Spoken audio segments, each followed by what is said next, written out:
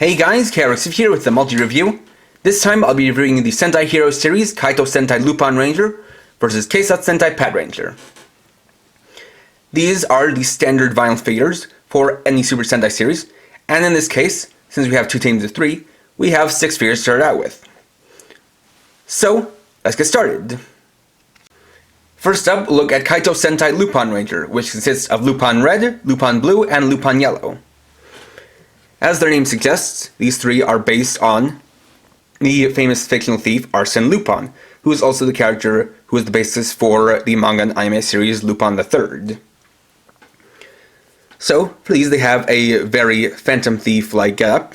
You can see their helmets, which each have a visor in the shape of a top hat. For Lupin Reds, it's a very angular look, with both the top and bottoms of the hat pointed inwards. Got some nice red and black details around the sides of the helmet. For the Bais, the most distinctive feature for them is that they all wear these capes, which have these nice black collars as well as shoulder pieces, then flow down the backs in their individual ranger colors.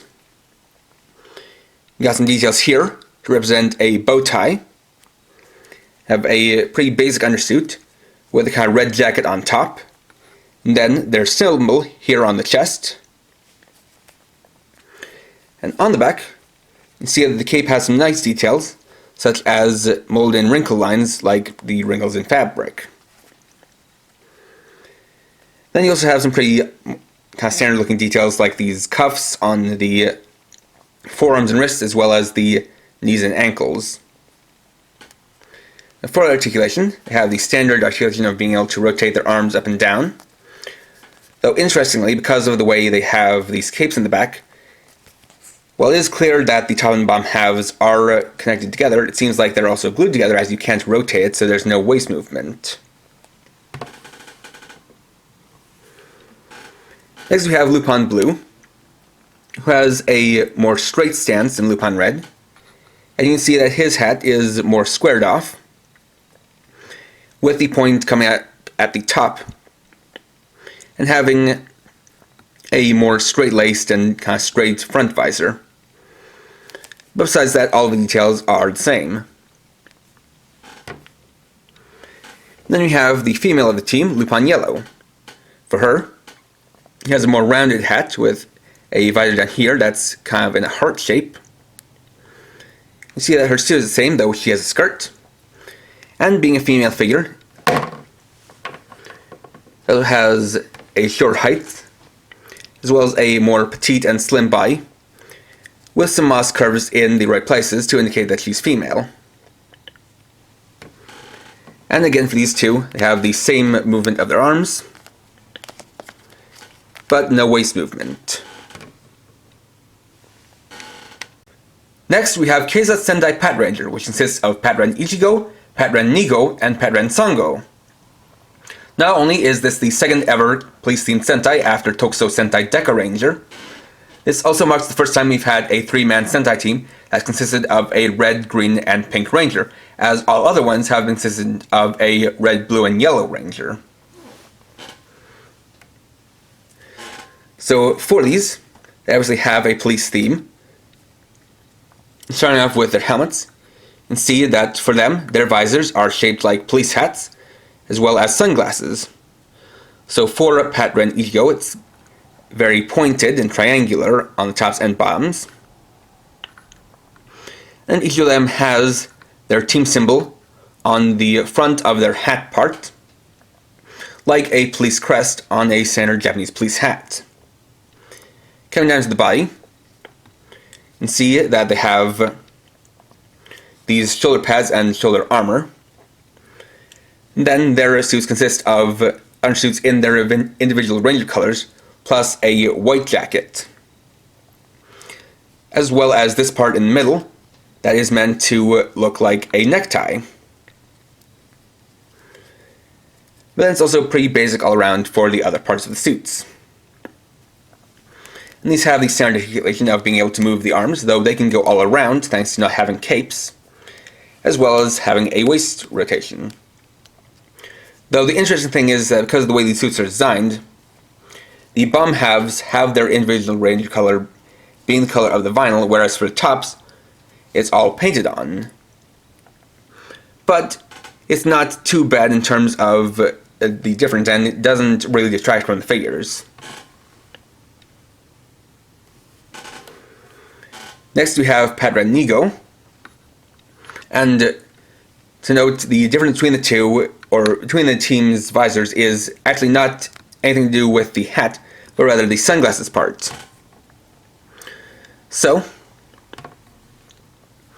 for Patren Ego, his sunglasses visor kind of comes in, or kind of comes inwards, similar to standard sunglasses, where they have a rounded part for the bridge of the nose. Then you have the same details all around. And lastly, we have the girl of this team, Patren Sango. So for her, she has sunglasses that are a bit more rounded, and are somewhat heart-shaped, but not quite the same shape as the visor of Lupin Yellow. Then for her, she has the same basic suit, except with a skirt, and then the female build for soft vinyl figures. And finally, we can compare the team suits by looking at the two Red Rangers side by side. Now, one thing you might have noticed about these two suits is that they're basically modified versions of the same suit. Starting off with the helmets, you can see that they have the same mouthplate design. And if we look at them from the back, you can see they have the same helmet shape. It's just that for the Lupin Rangers, the top part is painted in black to actually highlight the details, whereas for the Lupin Rangers it's all the Ranger color, so that it is more obscured. Then we come down to the bodies, and see that there's a bit of an inverse thing going on, where the Lupin Rangers use their Ranger color for their jackets, whereas the Pat Rangers use them for their undersuits. You can see that they have the same kind of thing going on with the fronts of them, but they have different types of ties. Bow ties versus neckties. Then the other big difference is what they have on the shoulders. For the Lupin Rangers, of course, is the capes, whereas for the Pat Rangers, it's the shoulder armor. They even have the same designs for the cuffs and belt buckles. And of course, the last thing to notice is something you've probably already caught on by now, but the Lupin Ranger symbol is a V, whereas the Pat Ranger symbol is an S, and together they make VS, the abbreviation for versus. So there is definitely a very nice duality going on between the two. And there we go! So this year we definitely have something very interesting going on with our Sentai series. Now it seems like lately, kind of Toei and Bandai have been getting a bit more experimental and just trying to change things up in how they do their Sentai series. Like with how last year we had a 9-man team to start, and in the case of this year, we have 6 Rangers to start, split up into 2 3-man teams. And it does make for something interesting because it takes kind of one of the standard lineup of Ranger colors being red, blue, yellow, green, and pink, or red, blue, green, yellow, and pink, and splitting them up into 2 different teams, while also adding in an extra Red Ranger to be the leader of the other team. And it is cool how they have both their differences and similarities, and it does give you the idea that they are both supposed to be in the same series, and there does seem to be a possibility that, while their symbols do indicate that they're kind of meant to be opposed to each other, there also is the chance that they could work together eventually. And so I definitely look forward to any future Rangers that are added onto the teams, and to see how these two teams play out with each other. Now, of note is that while these, of course, are released and are the standard thing to buy, this year we're also getting some candy toy figures for these two teams, called Yudo, which is a spin-off of the Sodo series. This technically started last year with Q Ranger, however the only figures to be released were Shishi Red, Ho-Oh Soldier, and Shishi Red Ryan, and from what I can tell, they weren't all that good and were said to have a lot of stickers. But it seems like this year the candy toy figures might actually be a bit better. I'm not sure whether or not I'm going to be getting them, but that is something to just note of if you want figures of these teams. So, with that being said, These are of course recommendable for just the standard collector, whereas there is now going to be a bit more of an articulating option for people who want a little bit more in their Sentai figures. Next time I'll be reviewing the BCR Kamen Rider Grease, Saturday at 7 PM PST.